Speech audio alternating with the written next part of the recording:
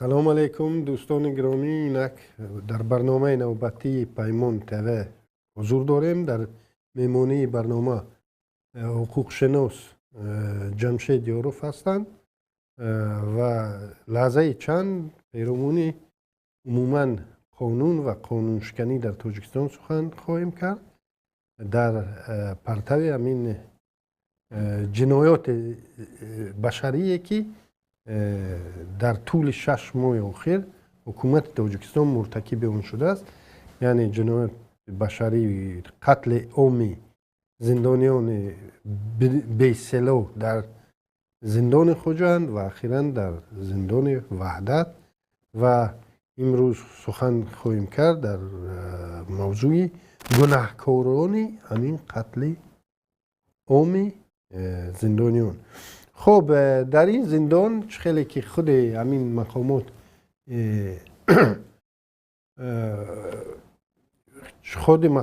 بر آن اقرار هستند، یعنی 32 نفر قربانی دادند.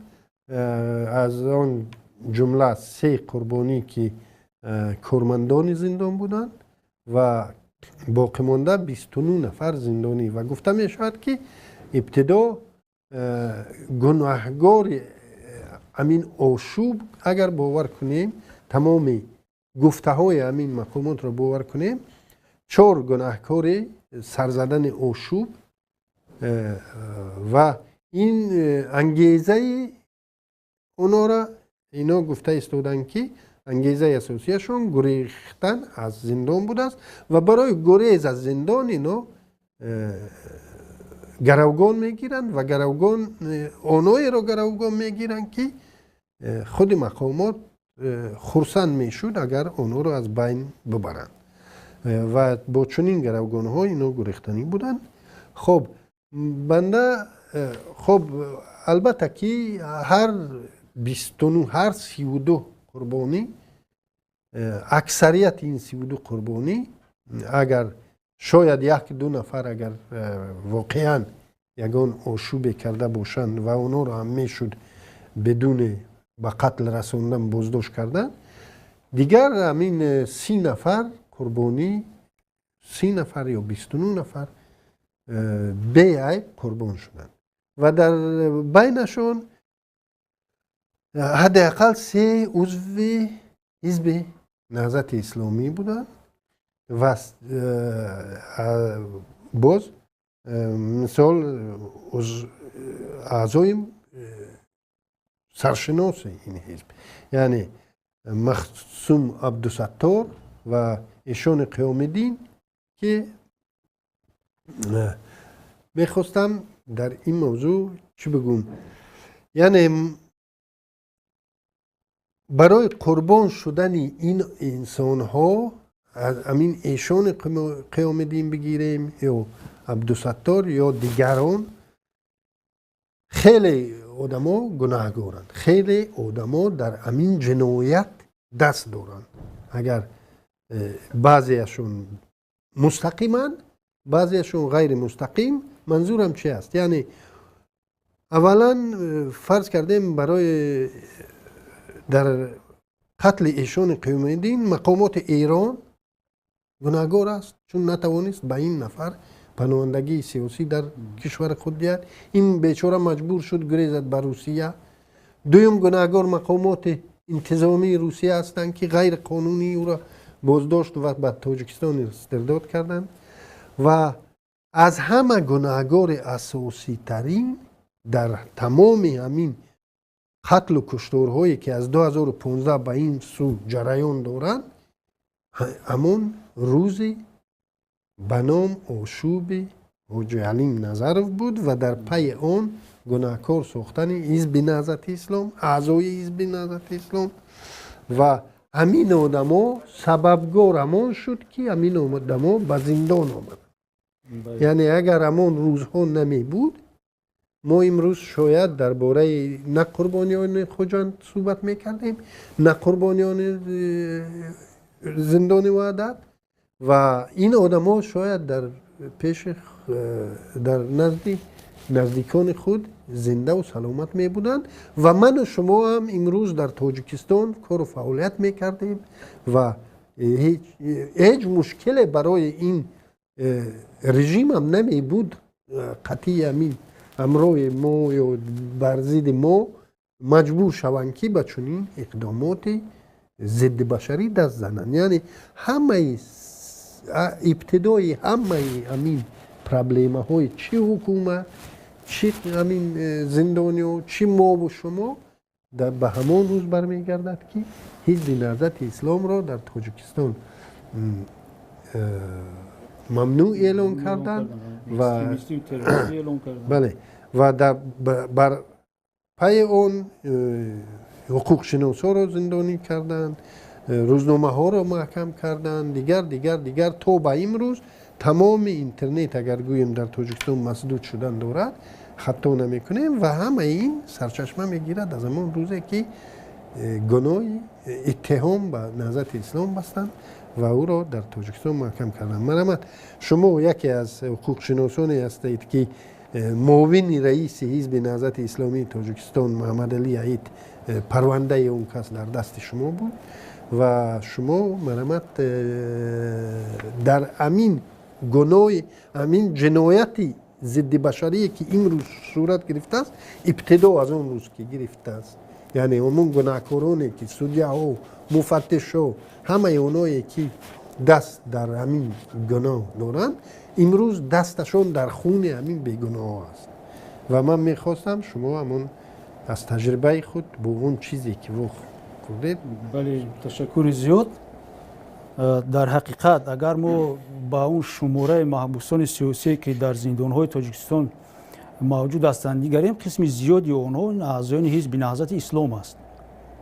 این حال من وقتی که درباره ممنوع کردن حزب نهضت اسلام سخن میرونم من در نظر دارم هم حزب نهضت اسلام هم ممنوع کردن گروه سیاسی حرکت مردمی گروه 24 هم حزب زید سیدов و دیگر تشکیلات های جمعیتی رو که حکومت تاجیکستان بنابر سببی که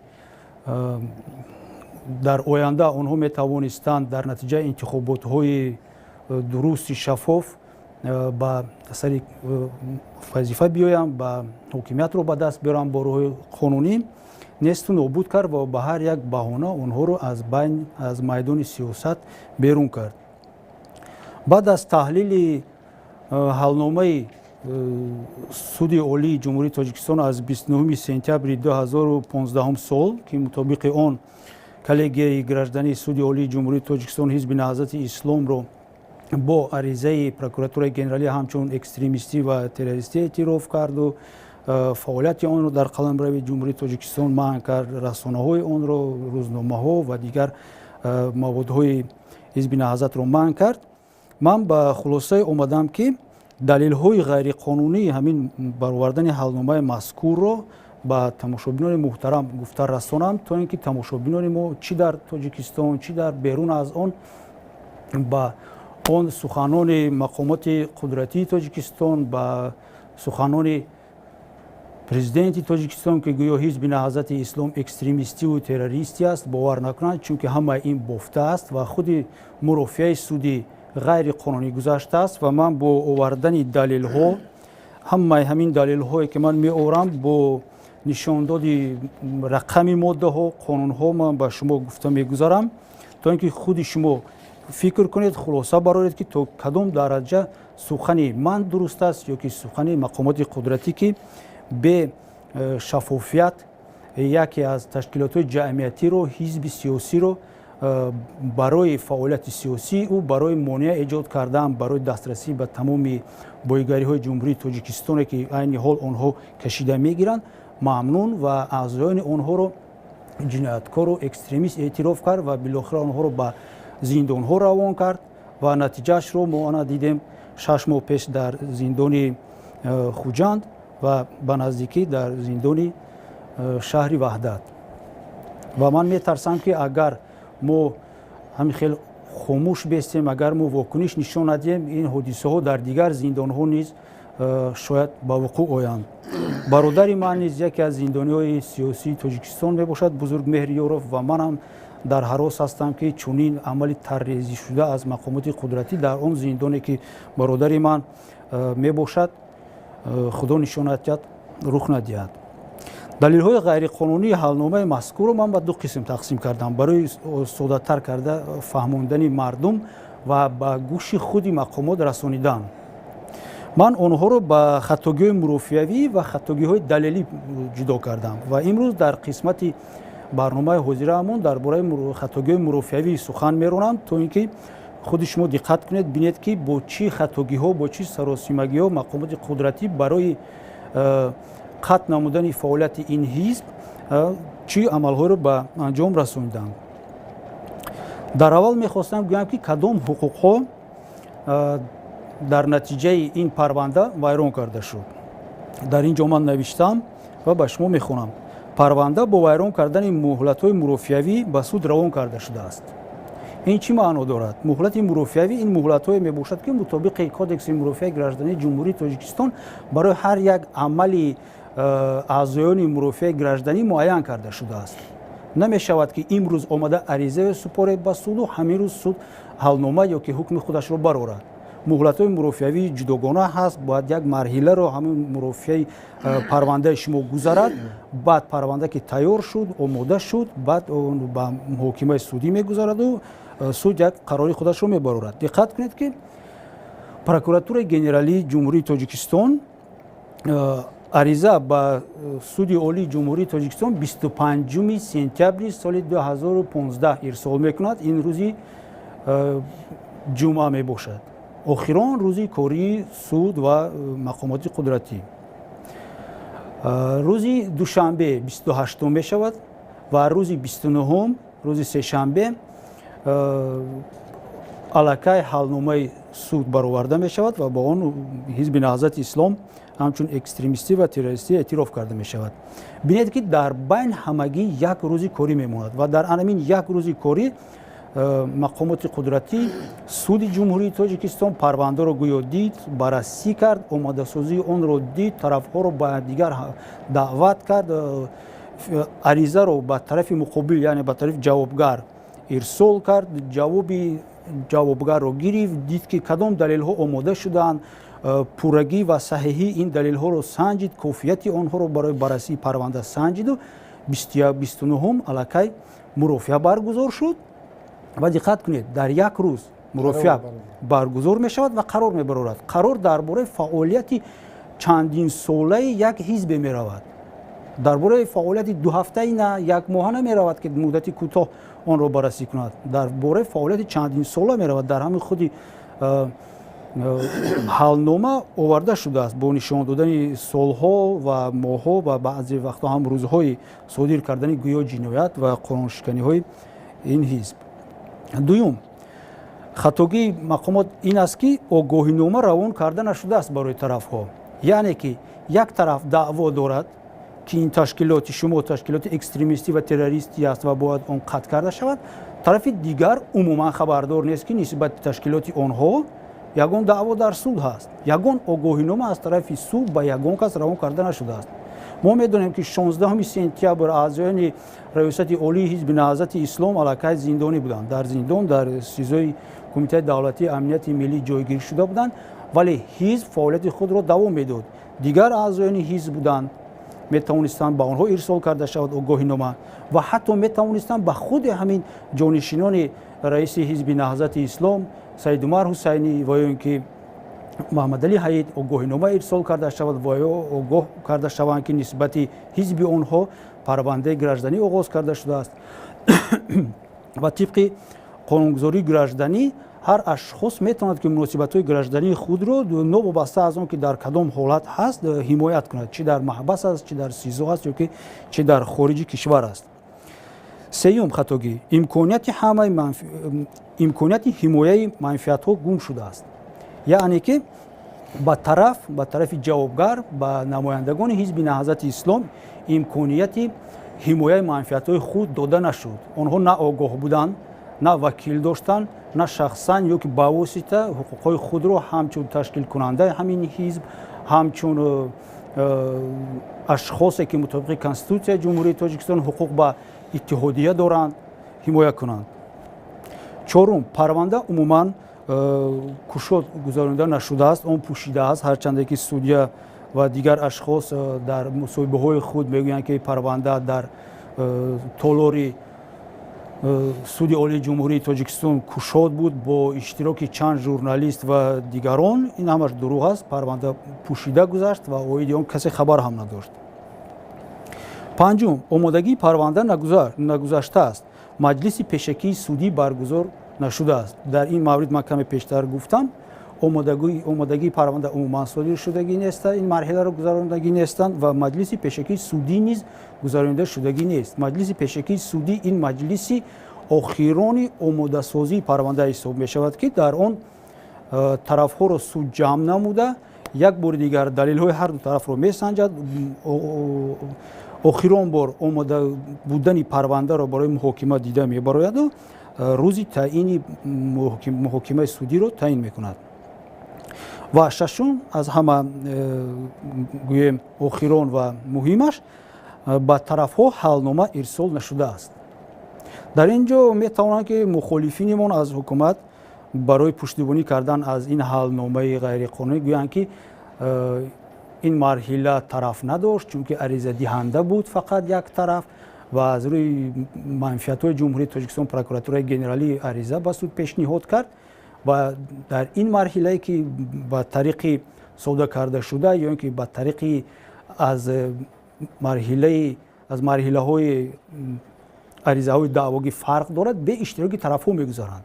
ولی این دروغ می باشد و این دروغ را خودی حلنامه مذکور از 29 سپتامبر 2015 سال انکار میکنند. در قسمت اخیران خلاصوی و اخیران ابزات اخیران همین حلنامه آورده شده است که حلنامه به طرف ها برای شکایت کاساسیونی روان کرده شده است.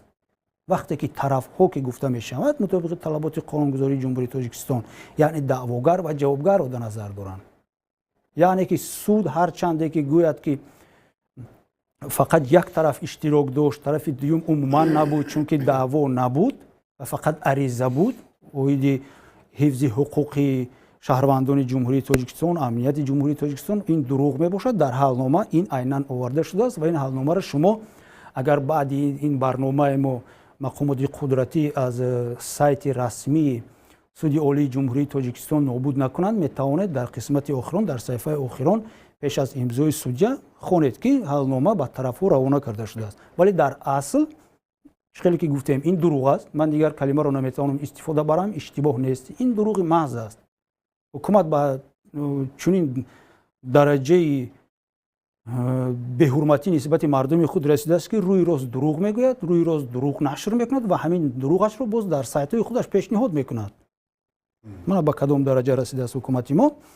با طرف‌ها حلنامه ارسال کرده نشده است، یعنی که حقوق حمایه، حقوق آوردن شکایت از حلنامه با حزب نهضت اسلام با وکیلان آنها با نمایندگان آنها داده نشده است و عموما حزب نهضت خبردار نبود که چنین مرافعه برگزار شده ایستاده است. در این مسئله اگر مرافعه نسبت تشکیلات در حالت نسبت حزب نهضت اسلام یعنی سود عالی نسبت یک تشکیلات مرافعه برگزار کرد و مرافعه سود در نتیجه به یک قرار می‌آورد.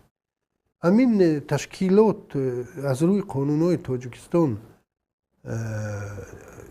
نماینده یعنی وکیل داشتنش حتمی نیست، باشد خوب نباشد هم میشود. داشتن وکیل شما ادوکات رو در نظر دارید. بله. در مرافعت گرفتن وکیل این حتمی نیست. گرفتن وکیل این اختیاری است. میتواند چی تشکیلات خود در وکیل گیرد، میتواند یک شخصی واقعی مثال در پرونده خود وکیل گیرد یا که شخصا خودش اشتراک کند. در این مورد شما در شخصان واقعی من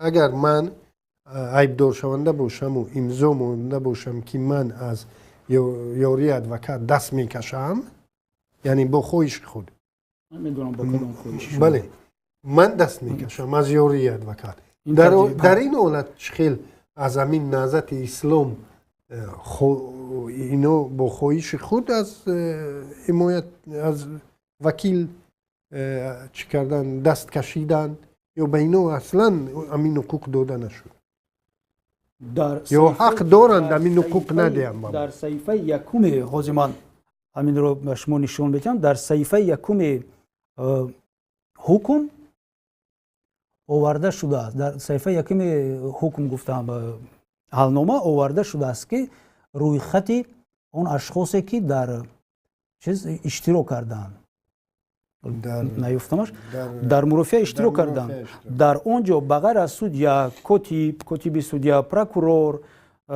نماینده پروکوراتورا نماینده وزارت عدلیه وزارت فرهنگ کمیته دولتی انداز کمیته دین و خدمات علاقه روی خط و نام یگان اشخاص دیگر الوگی آورده شدگی نیست. یعنی قانون است یا نه؟ نه این قانون نیست. اصلا یعنی بودن وکیل حتمی است تو اون دمی که طرف خودش از وکیل دست نکشیده است. یعنی قانون تاجیکستان بودن وکیل فقط در پرونده های جنایتی که در اون حکم در پرونده جنایتی که نسبت در نتیجه بررسی اون اشخاص میتواند به مدت طولانی محبوس شود حتمی است. فقط در یک جای قانون نوشته شده است. در این ما درباره مرافع گردنی سخن میرونیم و در اینجا تشکیلات میتواند با واسطه وکیل خودش رو حمایت کند یا که یگان نماینده دیگری خودی همین تشکیلات با وکالتنامه یا اینکه رئیس یا که جانشین ها میتونن اینا رو محروم میکنند. او طرف سود حتی سوال هم نمیگذارد که او طرف حمایت دارد یعنی طرف عیبدار شونده اینجا هست. سودای جمهوری تاجیکستان همین نه از سودای قانون رو باید میپرسید یا نه؟ اما سودیا حتما از روی قانون باید میپرسید. انا همین رو من شما گفتم که در مرحله تئوری آماده سازی پرونده گردنی باید دیده میشد. در مرحله از سببی که این مرحله عموما گذاشته شدگی نیست یعنی که یکی از خدمات اساسی برآوردن حلنامه اجرا نشده است. از این لحاظ خود حلنامه الکی با یک دلیل فقط غیر قانونی می باشد. ببینید شما درباره کفالت گفتید. من در اینجا از سرقانون جمهوری تاجیکستان حاضر آغاز میکنم و میفهمونم که خیلی در اساس سرقانون طلبات مقررات سرقانون جمهوری تاجیکستان همین حلنامه غیر قانونی است. مطابق طلبات 10 سرقانون جمهوری تاجیکستان سرخط اول نوشته شده است که کنستیتوسیای تاجیکستان اعتبار عالی حقوقی دارد و معیارهای آن مستقیما عمل میکنند. قانونها و دیگر سندهای حقوقی که خلاف کنستیتوسیون اعتبار حقوقی ندارند. دقت کنید. دیگر سندهای حقوقی که خلاف کنستیتوسیون اعتبار حقوقی ندارند. اکنون میگذاریم با مفهوم سندهای حقوقی. کودکس مرافع گردنی قسم ماده 15 قسم 1 می‌نویسد سندهای سودی که اعتبار قانونی پیدا کردند بدون استثنا برای همه مقامات دولتی، شخصان منصبدار، شخصان واقعی و حقوقی حتمی بوده باید در تمام جمهوری تاجیکستان به ممانعت اجرا کرده شوند. یعنی که یکی از طلبات‌های سند معیاری حقوقی بودن رو الکی سند سودی حلنامه درست.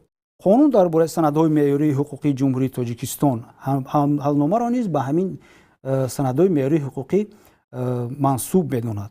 چون که در آنجا آورده شده است که سند معیاری حقوقی این همان سندهای میباشند که اجرایش آنها عمومی حتمی است برای همه.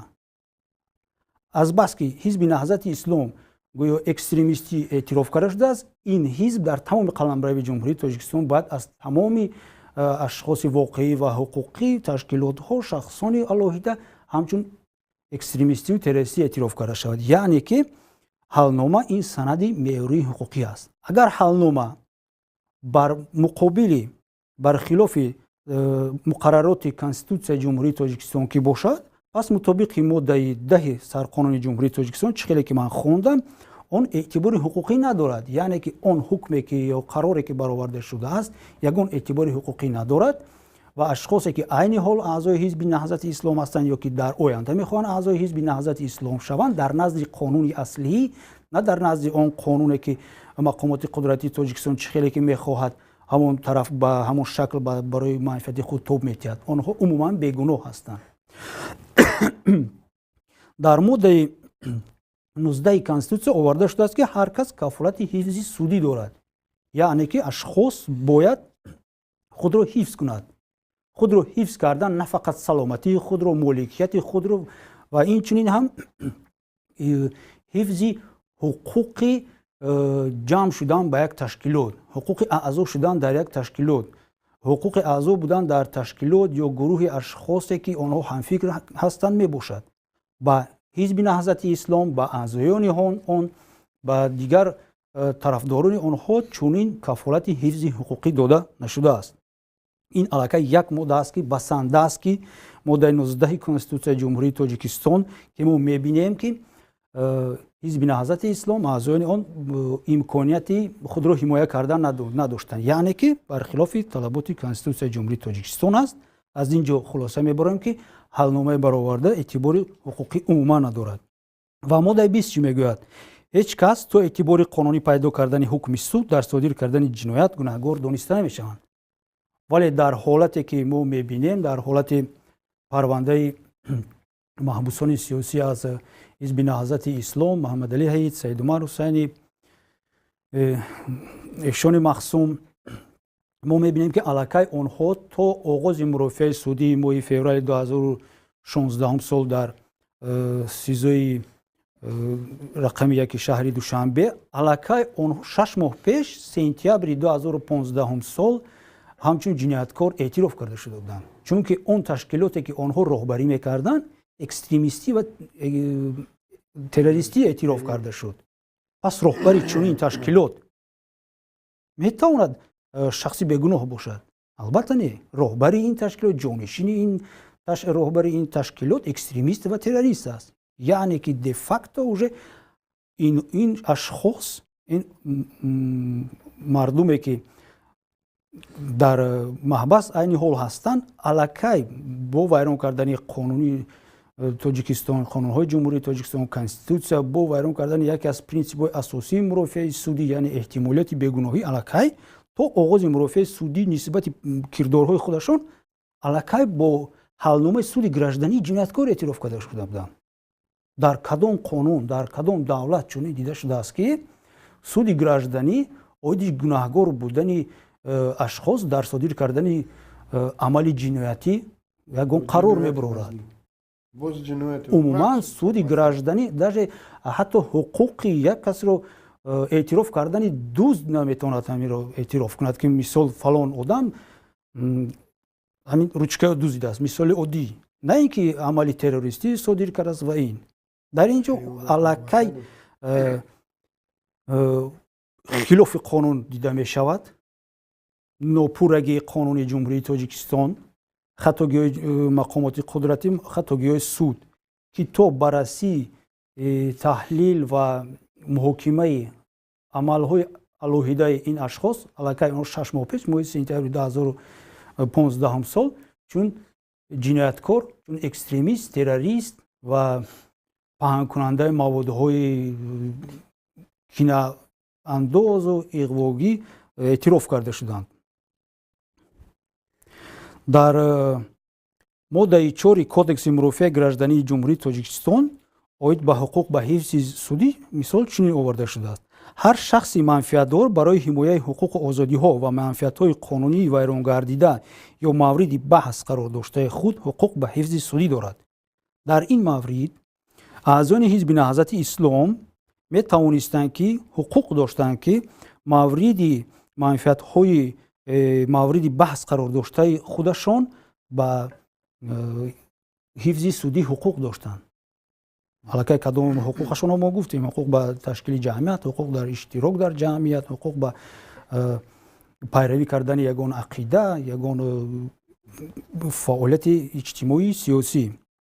вале аз тарафи ҷумҳурии тоҷикистон низ талаботи моддаи мурофиаи граждании тоҷикистон моддаи 4-аш дағалона вайрон карда шудааст ва дар моддаи 13 кодекси мазкур кодекси мурофиаи граждании тоҷикистон оварда шудааст ки адолати судӣ оид ба парвандаҳои гражданӣ дар асоси мубоҳиса ва баробарҳуқуқи тарафҳо ба амал бароварда мешавад. таҳлили ҳалномаи судӣ аз 29 сентябри 2015 сол нишон медиҳад ки дар он ягон мубоҳиса нест, фақат як тараф гап мезанад, тарафи аризадиҳанда ва он мақомоте ки ба аризадиҳанда ҳамроҳ шуданду аризаи ӯро дастгирӣ мекунанд. Аз тарафи дуюм умуман нест. оиди кадом баробарии тарафҳо пас моддаи 13 кодекси мурофиаи граждании ҷумҳурии тоҷикистон гап мезанад. оиди кадом мубоҳиса сухан меравад, вақте ки на мубоҳиса ҳаст, на баробарии тарафҳо ҳаст. дар ин ҷо диққат кунед ки боз як бори дигар ибораи тарафҳо оварда шудааст. яъне ки ин бар алон нишон медиҳад ки дар мурофиаи судӣ ҳатман бояд тарафи ҳимоя, тарафи ҳизби наҳзати ислом ҳамчун ҳимояткунандаи манфиатҳои худ иштирок мекард, вале иштирок накардааст. дар ин ҷо низ моддаи 13 кодекси мурофиаи граждании ҷумҳурии тоҷикистон вайрон карда шудааст. мегузарем ба моддаи 40 кодекси мурофиаи гражданӣ. қисми 1. дар мурофиаи гражданӣ тарафҳо, боз ҳамин иборат тарафҳо дар қавс оварда шудааст даъвогар ё ҷавобгар, яъне ки ҳатман ҷавобгар буданаш дар ин ҷо аллакай нишон дода шудааст. метавонанд субъектҳои эҳтимолӣ ё воқеӣ муносибатҳои баҳсноки ҳуқуқӣ моддӣ бошанд, вале дар мисоле ки мо меорем оварда истодем, ин тарафи яке аз тарафҳо умуман нест ки нишондиҳандаи ғайриқонунии баровардани ҳалнома мебошад, ҳуқуқ ба ҳимоя вайрон карда шудааст.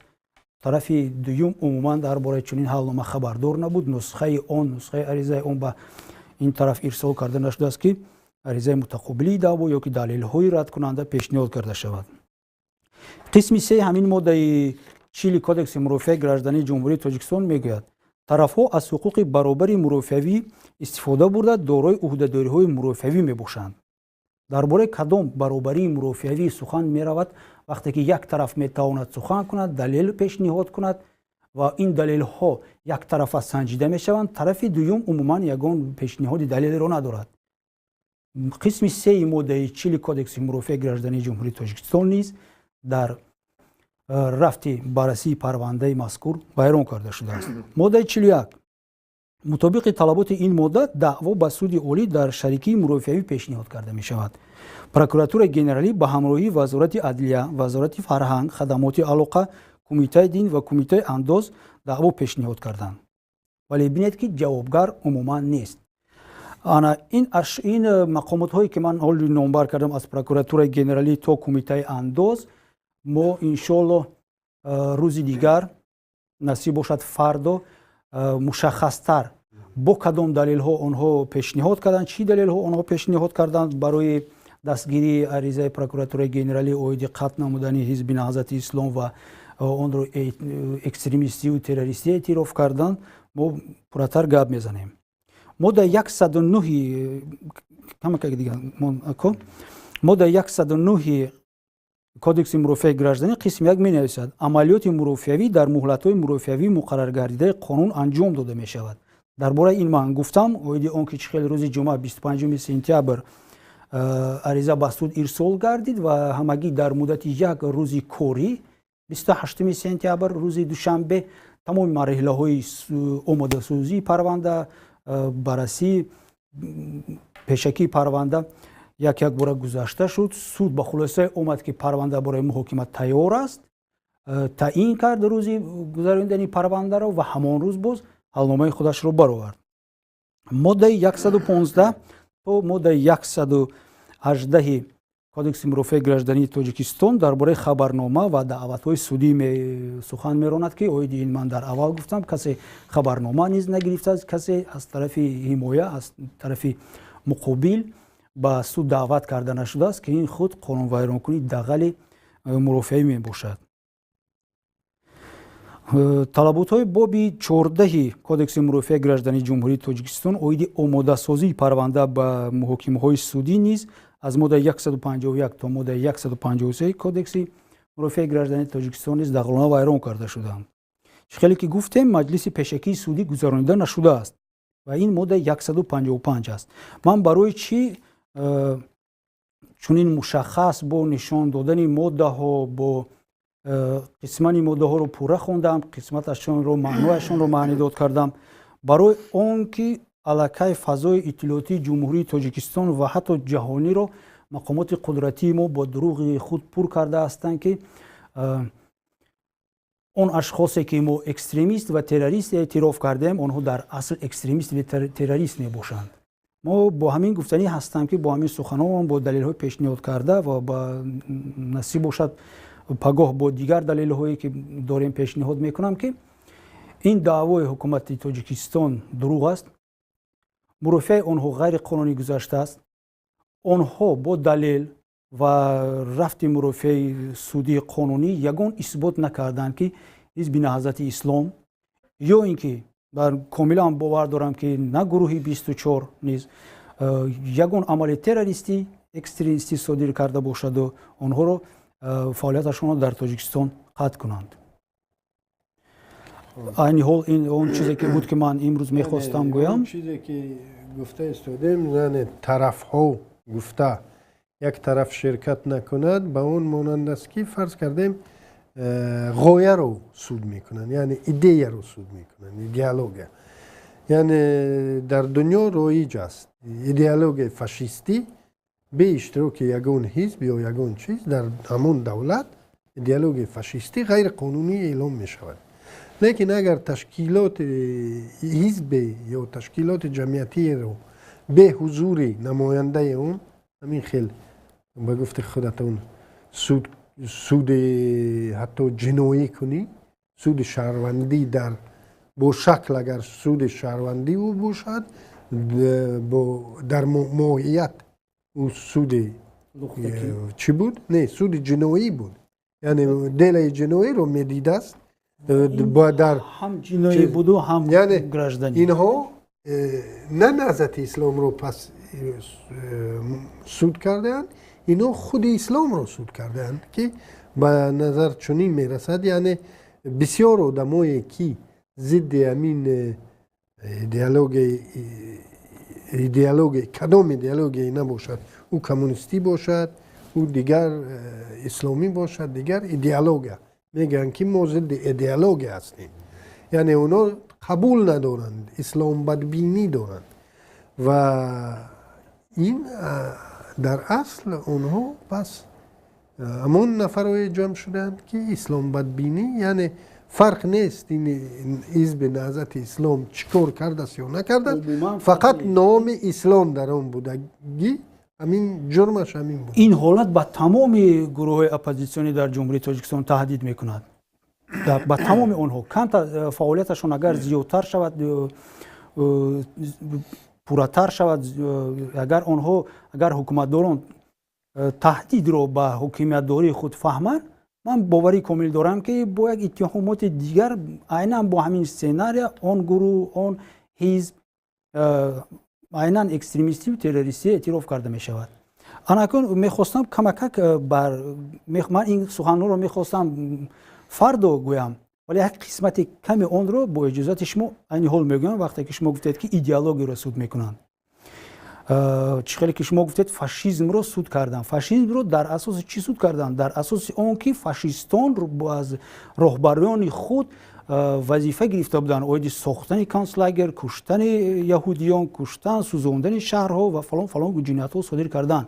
вале ҳарчанде ки дар ҳалнома оиди он нависта мешавад ки бо маслиҳати пешакӣ содир карда шудааст гӯё ягон ҷиноятҳо, мисоли оди 25 нафар сарбозони ҷавон дар рашт кушта мешаванд ва ин ҷиноятро ба ҳизби наҳзати ислом пайваст мекунанд. вале ҳукумати Тоҷикистон на прокуратура, на суд ба ғайр аз ҳамин гуфтани оддӣ ки инро ҳизби наҳзати ислом кард, ягон далел пешниҳод карда наметавонад. ягон далели боэътимоде ки дар барномаҳои ҳизби наҳзати ислом ҳамин барнома буд. кадом як аз роҳбариёни баландпояи ҳизби наҳзат дастур дод? умуман сухан дар бораи ин нест. тамоми иттиҳомот, тамоми ҳамин даъвоҳои ҳукумат оиди он ки ҳизби наҳзати ислом амалҳои террористӣ кардааст ё ки экстремистӣ кардааст, фақат дар натиҷа тахаюлот аст. фақат прокуратураи генерали шишта аз пеши худ навиштанд.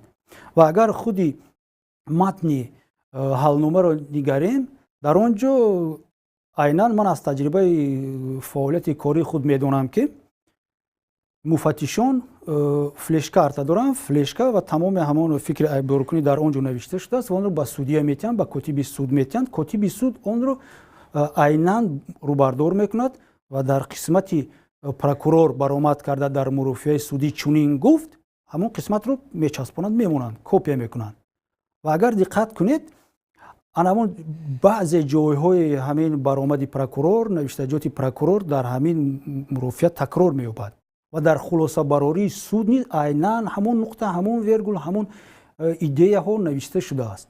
яъне ки ҳамон лаҳҷа, ҳамон ибораҳо, барангехтани иғво, мисол яке аз чиз, барангехтани иғво, мебахшед муҳтарам прокуроро, мебахшед муҳтарам муфаттишон ва судҳо, барои барангехтани иғво ягон ҷавобгарии ҷиноятиву гражданӣ нест дар Тоҷикистон.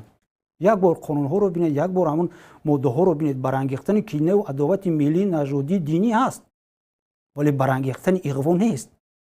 пас чӣ ба шумо ҳаминро ҳамчун далел қабул мекунед? барангехтани иғво, дар куҷо иғво барангехтанд? кани далел ки иғво барангехта шуд, дар натиҷаи иғво, барангехтани иғво чӣ амалҳо содир шуд? кадом ҳуқуқи инсон вайрон шуд? ягон мушаххасот нест умуман.